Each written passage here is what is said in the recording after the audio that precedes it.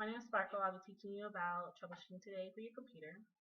Research shows that there were about 27 million different types of malware generated in 2013. That is about 74,000 malware strains each day, and that's a lot to have to fight off every day. This information is very useful because if your computer has a virus, it can worsen over time, causing costly repairs to your computer and possibly getting your computer fully replaced because it's just so far gone that it costs more to fix it. In most cases, only one or two services are needed for a full repair job to be completed when it comes to your computer. This keeps our average bill at around $191, which is something you can pocket or not have to dish out if you learn how to do it yourself. The purpose of this speech is to inform the audience of troubleshooting skills to help better their understanding of viruses and malware and how to fix these problems when they occur. First, I'd like to explain to you what malware is.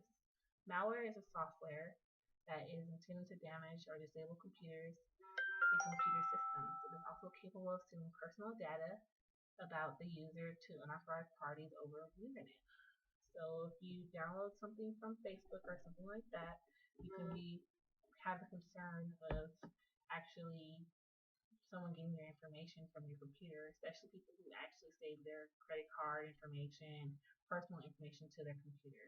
You're giving them access to that when you download stuff that you're not sure where it came from or who the person is who made it. Pardon me. Viruses, worms, and spyware are all examples of malware. So malware is pretty much the origin of these problems that are happening with us over the internet. There are over 390 new malicious programs every day that are being created, so it's hard for them to be detected. It can take a form of a code, a script, an active content, or any other software. There's a lot of sites actually, for example, there are a lot of sites out there right now where you can watch your free shows and you don't have cable, and a lot of stuff pops up before you can actually view the content, and those can be malware. So, be careful when you do that. Viruses are our next step. I'd like to define viruses for you. Although it is malware, viruses can spread quickly through the email, instant messenger, and online social networking. Viruses have become the top threat of information security. The appearance of viruses have changed, causing it to be harder to detect. So the attack of computers increases every year. Every year, more and more computers are being attacked, and that's why there's a lot of different programs out there, antiviruses, scans to protect your computer, and so forth. A computer virus, although is a self-replicating computer program that can affect other computers. So you might actually have a network or possibly be multi-talented and have multiple screens with multiple computers. And if you download something on that computer, it can go through all your computers and actually infect all of them. So it can be extra costly to people like that.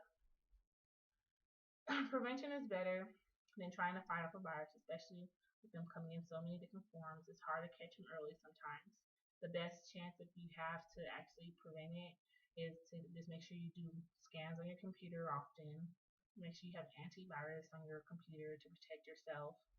But if you do not have that, your best bet is to hope that you catch it early. That way the virus won't be so spread into your computer, it's actually into the hardware of your computer. It is hard to stop a virus once it enters your software, since it can affect multiple parts of your hardware. Once it hits the hardware, it's pretty much a lost cause. I unfortunately say that because you're gonna have to replace a lot of stuff so you remove it. But there's ways that we can try to get rid of it before you have to go to that step of actually buying a new computer. The first thing I would like to suggest is to perform a system restore. Performing a system restore is a good way to remove light malware and spyware programs. No download is required for this, and it can be performed directly by Windows or Mac, if I'm correct. To actually do a complete system restore, first you will need to navigate to the control panel.